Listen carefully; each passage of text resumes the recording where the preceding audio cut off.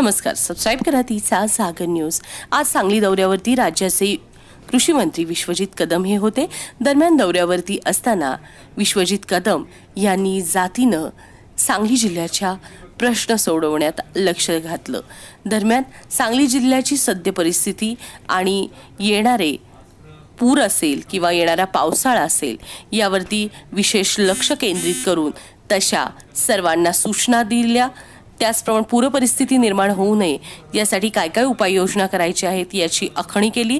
तसेच कोरोना संदर्भात काय उपाययोजना आहेत, कशा पद्धतीनं काय सुरू आहे याचा संपूर्ण आढावा घेतला। तसेच परप्रांतीय लोकांची व्यवस्था काय केलेली आहे, त्या गोष्टी कशा पद्धतीनं हाताळायच्या आहेत ही सूचना जिल्हा प्रशासनाला दिली। एकूणच विश्वजित कदम यांनी संपूर्ण सांगली जिल्ह्यावरती आपलं लक्ष केंद्रित केले। सांगली जिल्ह्यातील तमाम जनतेसाठी विश्वजित कदम हे अहोरात्र प्रयत्न करतायत। ब्युरो रिपोर्ट तिचा सागर न्यूज।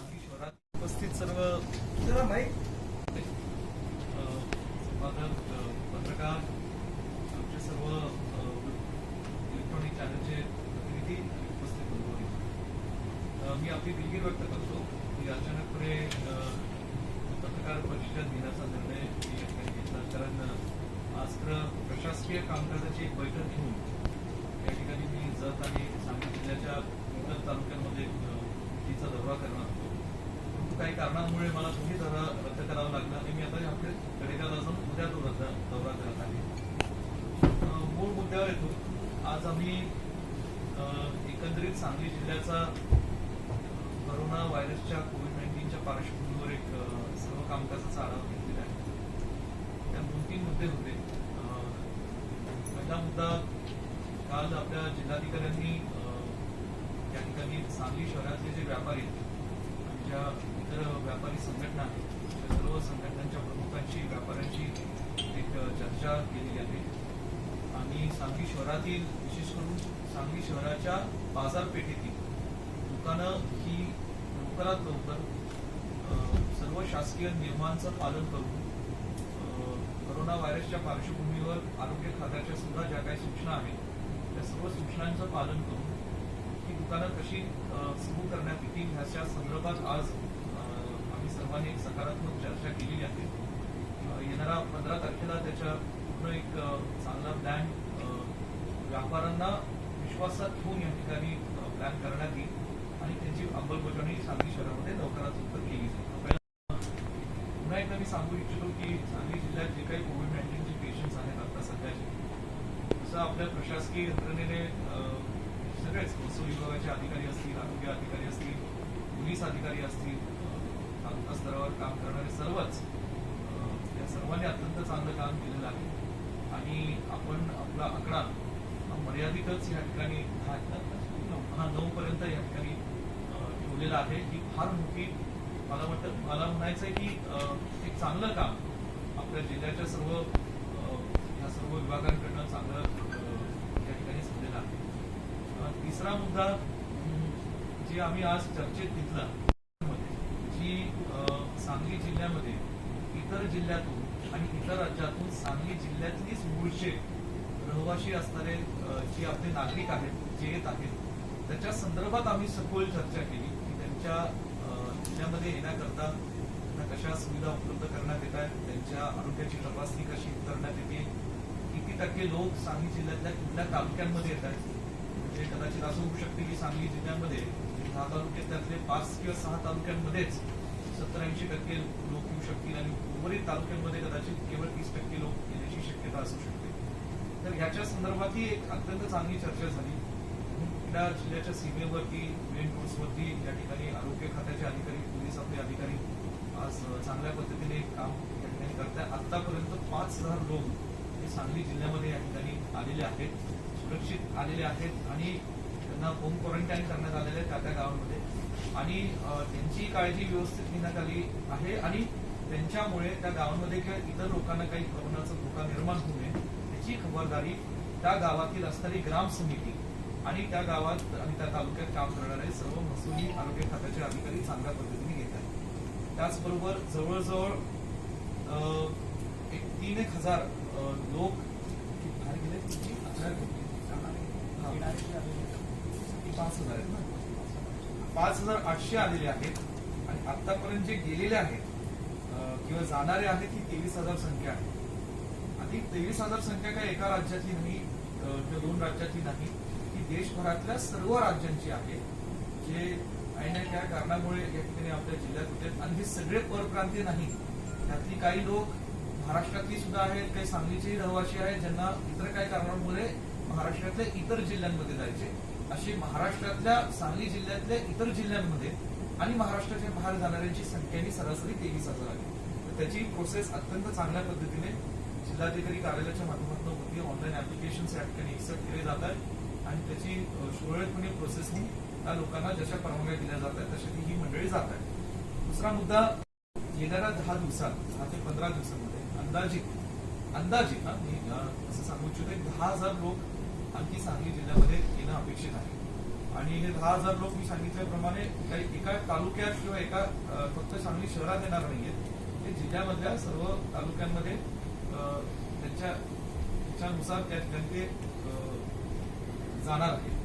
तर ही एक संख्या बाबतीत आम्ही चांगल्या पद्धतीने खबरदारी प्रशासनाच्या माध्यमातून या ठिकाणी केली जाते. आता शेवटचा मुद्दा या ठिकाणी होतो.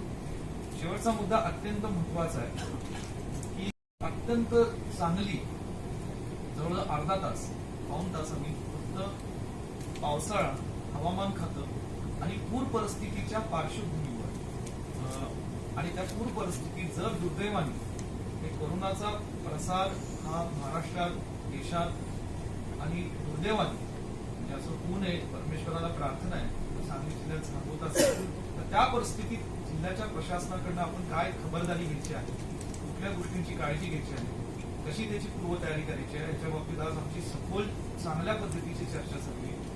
मला निश्चितच समाधान आहे, आनंद आहे की जिल्ह्याने त्याच्या बाबतीत सुसज्ज तयारी केलेली आहे. अनेक गोष्टींची बोटींच्या ऑर्डर्स जिल्हा परिषदच्या माध्यमातून या ठिकाणी नव्या बोटींची 20 बोटींची ऑर्डर दिलेली आहे. आता 63 बोटी या सांगली जिल्ह्यामध्ये उपलब्ध आहेत. 63 व्यतिरिक्त 20, त्याच्या व्यतिरिक्त पुन्हा आणखी 4 या रबर राफ्ट्स या खुद्द जिल्हाधिकारी कार्यालय या ठिकाणी विकत घेत आहे. तर एकूण साधारण 83 प्लस 4 अशा साधारण 87 बोटी या महिन्याभरात आपल्या जिल्ह्याला या पूर परिस्थितीत आपल्या लोकांना मदत करण्यासाठी या ठिकाणी उपलब्ध होती. त्याच्या व्यतिरिक्त सुद्धा भारतीय विद्यापीठाच्या माध्यमातून आम्ही या ठिकाणी जे साहेबांच्या नावाने जो आपत्कालीन निधी उभा केलेला होता त्या माध्यमातून सुद्धा आम्ही बोटी या ठिकाणी जिल्ह्याच्या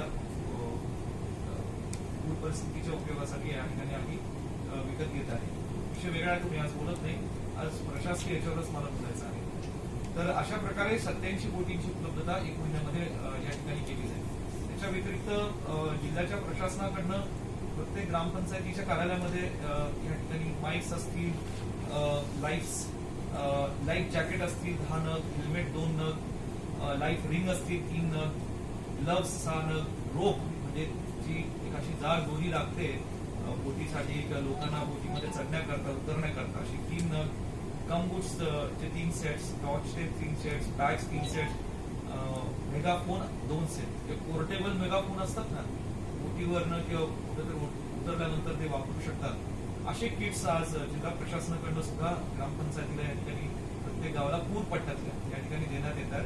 लोकांना वेळेतच काही सूचना द्यायच्या असतील तर त्या करतात. म्हणून आज अत्यंत चांगली सखोल चर्चा पूर परिस्थितीवर आम्ही प्रथमदर्शनी या ठिकाणी केली आहे आणि आदरणीय जयंतराव पाटील साहेब असतील, आमच्या सर्वांचं या गोष्टीकडे बारकाईने लक्ष आहे. आणि गेल्या वेळी जो त्रास सर्वसामान्य नागरिकांना पावसामुळे, कोयनेच्या निसर्गामुळे, इतर काही कारणांमुळे झाला असेल, तो त्रास यंदा कमीत कमी कसा होईल ह्याकडे आम्ही जाणीवपूर्वक लक्ष देतोय. मी खुद्द जयंत पाटील साहेबांना विनंती केलेली आहे की कोयनेचं जे काही साठा आहे आता तो कमी करण्यात यावा आणि त्या साठ्यातलं पाणी टाकारी, टेंबू, म्हैसाळच्या माध्यमातून दुष्काळी तालुक्यातील तलावांमध्ये आत्ताच जे आपण जर सोडलं आणि ते तलाव भरून घेतले तर एकीकडे शेतकऱ्यांना सुद्धा त्याचं पाणी उपयुक्त शेतीसाठी करता येईल आणि कोयन्याचा साठा कमी झाल्यामुळे उद्या जर अचानकपणे प्रचंड पाऊस पडला तर तिथल्या निसर्गाचा फार काही फटका कृष्णा नदीला पूर पट्ट्यातल्या आपल्या गावाला सांगली जिल्ह्यात बसणार आहे. अशा संदर्भात आम्ही काही चर्चा केल्यात. कोविड-19 पूर परिस्थितीत मी काही जिल्हाधिकाऱ्यांना एक वेगळी कल्पना जी मुंबईत राबवली जाते त्याची माहिती दिली. मी त्याच्यावर सविस्तर बोलत नाही कारण तो विषय जरा ऍडमिनिस्ट्रेटिव्ह लेवलचा विषय आहे. मुंबईला काही चांगल्या वेगळ्या कल्पना या ठिकाणी राबवल्या जात आहेत. ते कदाचित पूर परिस्थिती आपल्यालाही त्या उपयुक्त ठरतील. तर जिल्हाधिकारी सर निश्चितपणे त्या बाबतीत पुढचा पाठपुरावा मंत्रालय स्तरावर आणि राज्य पातळीवर करतील. पद्धतीने आज ह्या 2-3 विषयांवर आमची सखोल चर्चा झालेली आहे. धन्यवाद. असं घडलेलं नाही हा गैरसमज आहे. लॉकडाऊनच्या काळामध्ये रेड, ऑरेंज आणि ग्रीन जे झोनिंग झालेलं आहे त्या झोनिंग मध्ये कुठल्या गोष्टी खुल्या होऊ शकतात आणि कुठल्या बंद राहणं हे बंधनकारक आहे. त्याचं एक फार सिंपल चार्ट हा माननीय मुख्यमंत्र्यांच्या ट्विटर हँडलवर त्यांनी माझ्या माहितीने 1 किंवा 2 वेळा पब्लिश केलेला आहे. आणि सर्व पत्रकार आमच्या बांधवांना विनंती तो चार्ट आपण नजरेखालून घालावा. त्याच्यात स्पष्टपणे फार सिंपल फॉर्मॅटमध्ये रेड, ऑरेंज, ग्रीन झोनिंग मधलं काही गोष्टी खुल्या राहतील, काय उपलब्ध राहतील, काय नाही याचं दिलेलं आहे. झाला विषय दुकानांच्या बाबतीत. ग्रीन झोन वगळता रेड आणि ऑरेंज झोन जे आहे त्याच्यामध्ये जी बाजारपेठ आहे जिथे दुकानांची संख्या फार मोठी असती.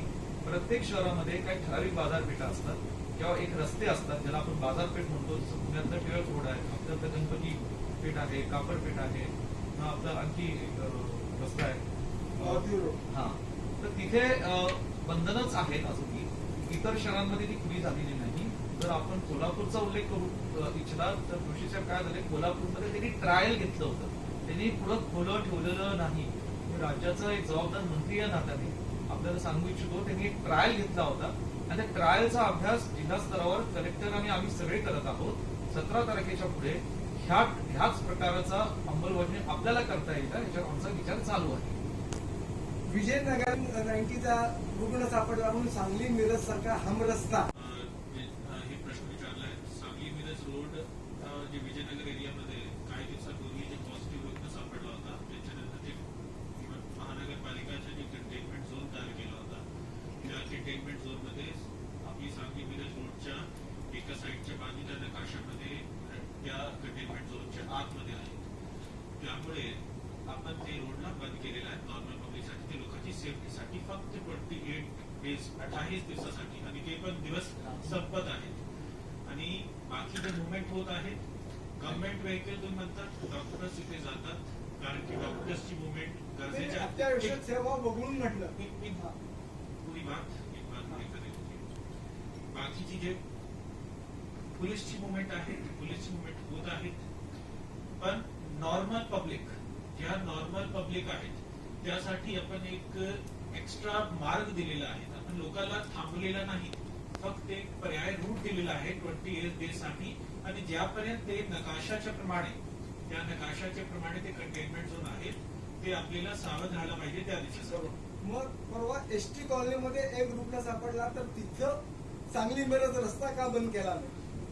कारण की कॉर्पोरेशनचा जे कंटेनमेंट झोन जर तुम्ही बघितला ना त्या कंटेनमेंट झोन मध्ये रोड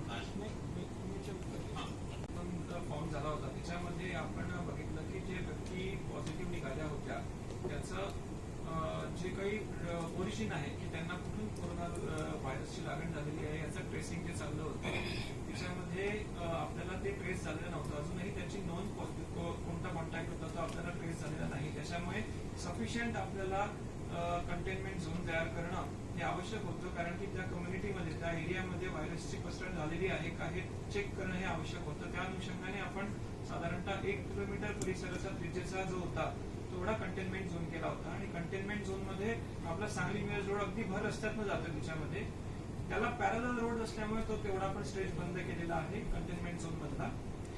ते आपल्याला एसपी साहेबांनी ऑलरेडी सांगितलं आहे. परंतु आता एसटी कॉलनी किंवा रेव्हेन्यू कॉलनीचा जो विषय आहे गुलमोहर हे तिथे आपल्याला नोन सोर्स आहे की कुठून आपल्याला तिथे पेशंट आलेला आहे. त्याच्यामुळे आपल्याला अधिक प्रिसाईज कंटेनमेंट झोन तिथे टाकता आला. आपल्याला माहिती होतं की त्याचा सोर्स कुठून आहे. त्याच्यामुळे अडचण नाही. एक लक्षात घ्या की काही जिल्ह्यांमध्ये येणाऱ्यांची संख्या प्रचंड मोठी जाणाऱ्यांची संख्या प्रचंड मोठी. उदाहरणार्थ पुणे घेऊया.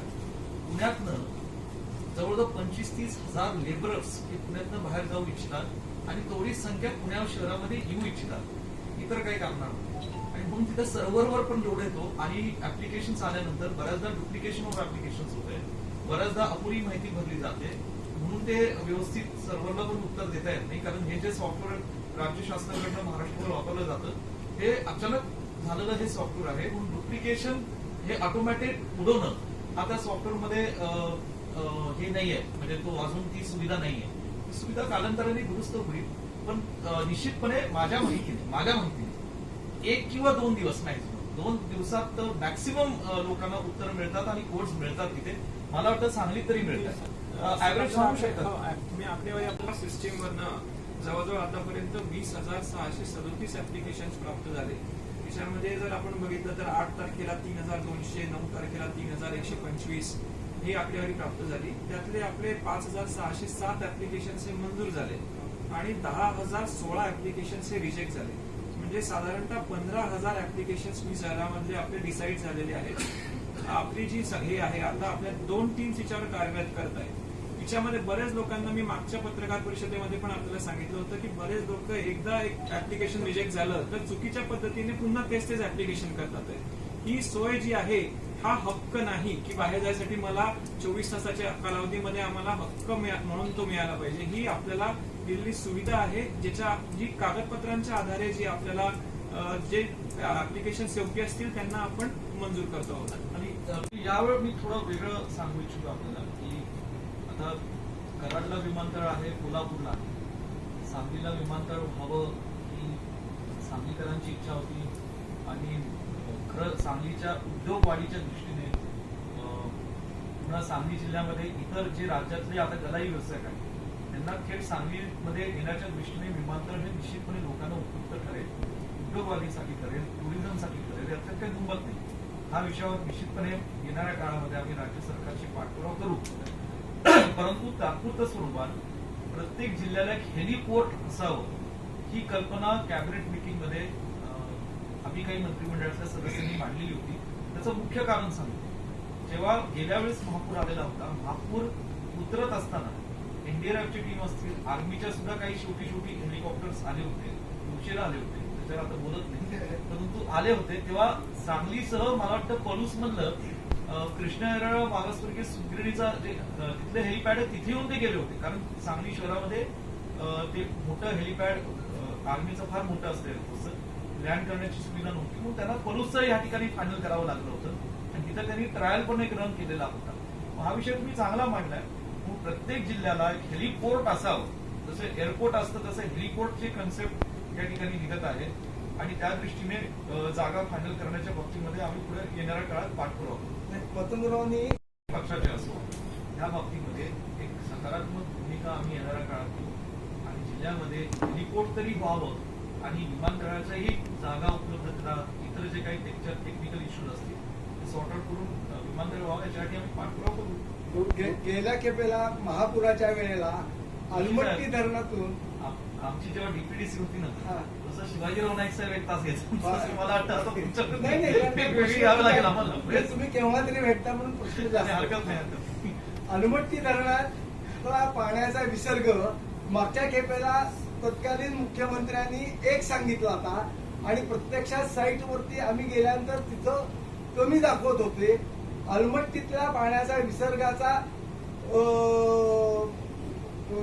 वाढवण्यासाठी महाराष्ट्र शासन कमी पडलं होतं. तर त्या संदर्भात आता अलमट्टी धरणावरती जसं कोयना डॅम वरती जिल्हा प्रशासन एक अधिकारी मंडळ ठेवणार आहे, अलमट्टी धरणावरती पाण्याच्या विसर्गाच्या माहितीसाठी काही सदस्य नेमणार आहेत का?